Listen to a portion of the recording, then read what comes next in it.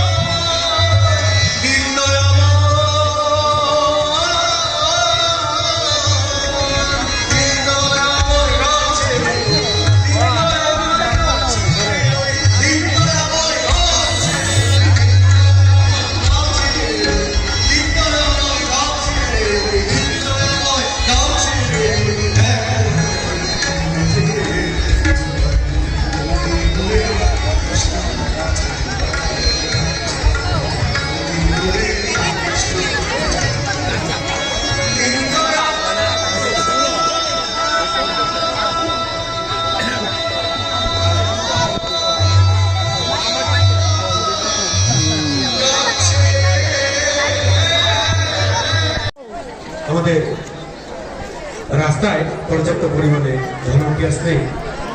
আমি এখানে উপস্থিত দায়িত্বপ্রাণ দাদাদের বলব, আপনারা একটু রাস্তায় গিয়ে সহযোগিতা করবেন, কেননা আমাদের এই অঞ্চলে জমা হলে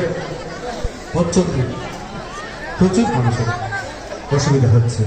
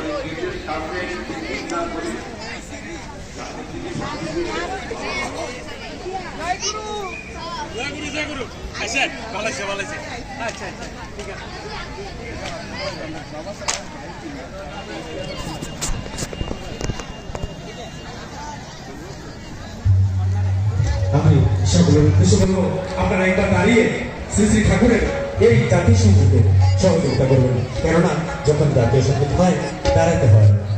সবাইকে বলছি তোমরা দাঁড়িয়ে, সবাই দাঁড়িয়ে।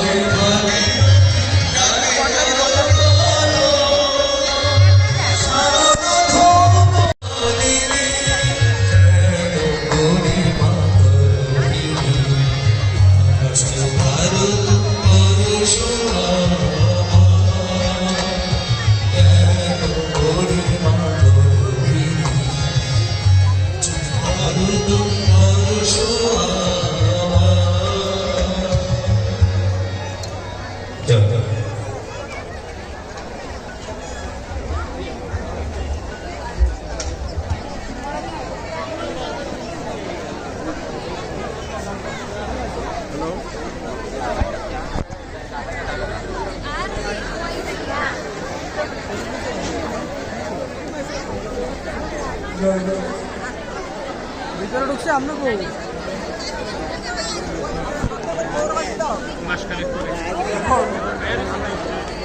আমাদের সাধারণ সবার কাজ শুরু হবে, যদিও সময় একদম সম্পূর্ণ।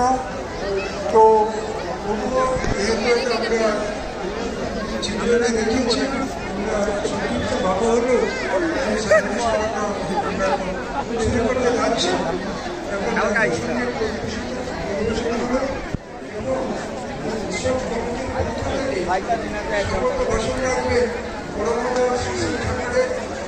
আশীর্বাদ প্রাপ্ত কর্মী অনুরোধ করবো 5 মিনিট তারপরে ওই মহামহোৎসবের ঘুরে তুলে সবাইকে একটু স্বাগত জানাবেন। জয় তুলে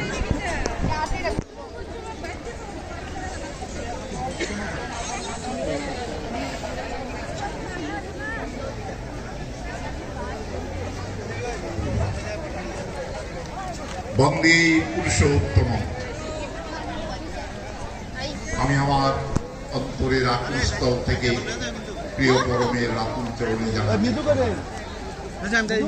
প্রণাম জানাচ্ছি। পরমা প্রকৃতি জগৎ জননী শ্রী শ্রী বড়মার শ্রীচরণ করে, পরম পূজ্যপাদ শ্রী শ্রী বড়দার শ্রীচরণ করে, পরম পূজনীয় শ্রী শ্রী আচার্যদেবের শ্রীচরণ করে, পরম পূজনীয়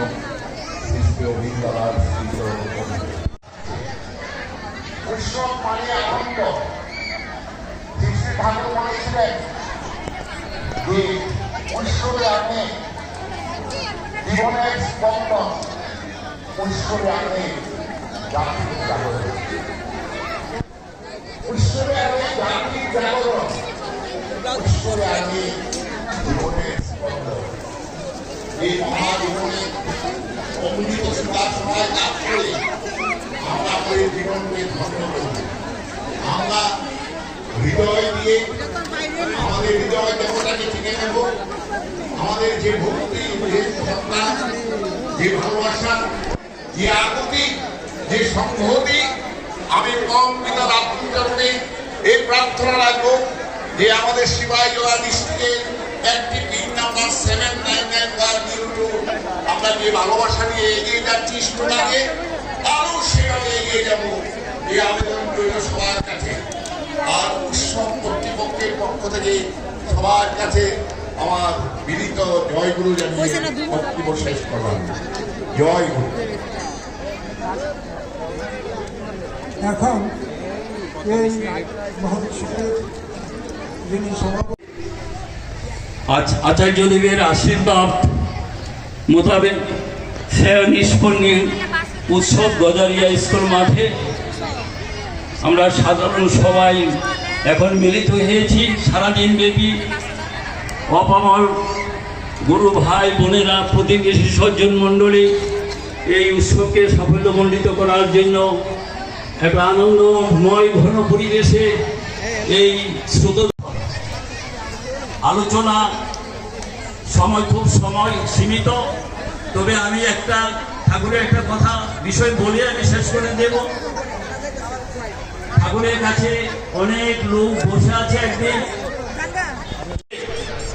সুশীতা অত্যন্ত বিনীত হাত জুড়ে ঠাকুরকে বললেন যে ঠাকুর, এ প্রশ্নের উত্তর তুমি ছাড়া আর কে দিবে?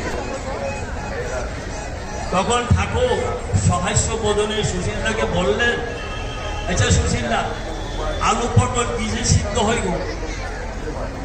ঠাকুরকে সুশীলা বললেন, লাগে ঠাকুর, আলু পটল তো আগুনে সিদ্ধ হয়। তখন ঠাকুর বললেন, তাইলে আগুন কি সিদ্ধ? প্রশ্নটার উত্তর ঠাকুর দিয়ে দিলেন এইভাবে। অর্থাৎ বোঝাতে চাইলে আমরা যারা এখানে আসতেছি গুরু ভাইদের এসেছি, আমাদের জীবনের একটা চরণ, একটা পবিত্র মন নিয়ে এখানে এসেছি। আমরা এসেছি ঠাকুরকে ভালোবেসে এসেছি, অনেক কিছু আমরা ত্যাগ স্বীকার করে এখানে এসেছি। তার বিনয়ে আমরা কি চাই? আমরা চাই ঠাকুরের আদর্শটাকে আমাদের জীবনে বরণ করে তিনি যে চরণের করণে আমাদেরকে বাস দেওয়ার জন্য করেছেন, আমরা যাতে সেই ভাগের ভাবক হয়ে এখানে আসার বাইরে সর্বদা সার্থকতা রয়ে আমাদের জীবনে দাঁড়ায় পূর্ণ করি। তাই আসুন আমরা পরমিতার সন্তান, আমাদের আমাদের ঠাকুর আছেন, আমাদের গুরুদেব, আমরা তার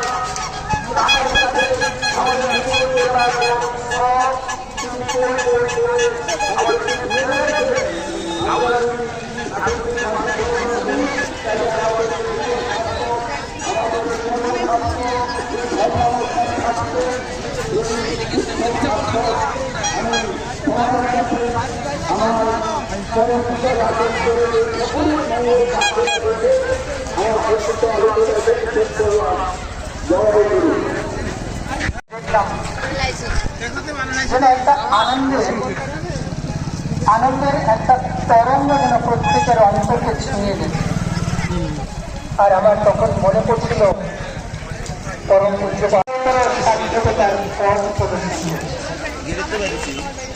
আমরা এখানে এসেছি চাই, প্রত্যেকে আমরা এসেছি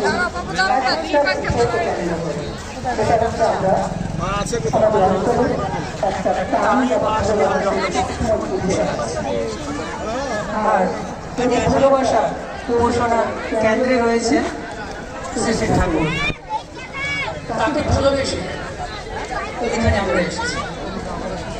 ভালোবাসা যদি কি জিনিস সেটা জানতে হয়, ঠাকুরের কাছে গিয়ে আমরা জানতে পারি।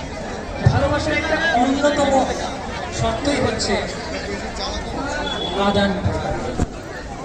সেখানে একটা বন্ধন তৈরি হয়। পৃথিবীতে এই মহাবিশ্বে কোথাও কোনো বন্ধন নেই যেখানে কোনো আদান প্রদান নেই। বাবা মায়ের সঙ্গে সন্তানের বন্ধন, স্নেহ ভালোবাসার বন্ধন, বন্ধুর সঙ্গে বন্ধুর বন্ধন, তাদের পারস্পরিক আন্তরিকতার বন্ধন। দুজন মানুষ